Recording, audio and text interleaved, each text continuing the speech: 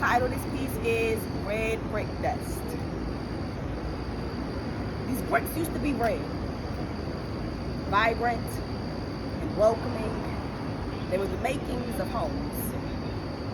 They built blocks on blocks with red bricks, and the city glistened and gleamed in the sunlight as the dust settled at end of day.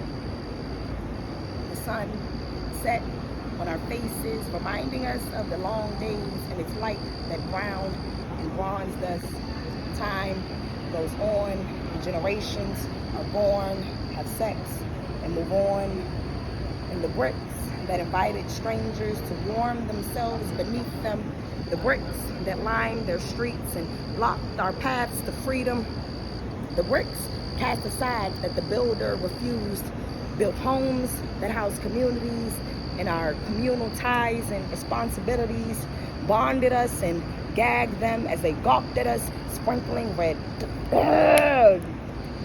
bound us and gagged them as they gawked at us, sprinkling red dust along our hand-built perimeter, not understanding from which we could possibly require protection from. After all, the third little piggy's house was made from bricks, not stone, but my number of preference has always been 4, and I won't let you erase your abhorrent atrocities. They threw enough bricks at our heads, red as our blood, mixing with the dirt, white as the clouds that take us above the sky. These bricks used to be red, so they faded to a delicate shade of brown. A slow wave drifting over our heads like the angel of death, snatching the breath from every firstborn in Egypt. Don't tell me I don't need my ancestors' protection from the stubborn likes of you. Moss filled the chips and grass sprang up from the cracks. Ivy climbed the long since forgotten impenetrable walls of our community grounds, of our community work. Even the finest buildings crumble when left with no maintenance. When the tenants only use them to hide from the cold for a while they dream of returning to asphalt and concrete. These bricks used to be red. These bricks used to be brown. These bricks used to be green, filled with algae and envy. Our ancestors laid the foundation and we kicked our feet up and forgot to continue the work.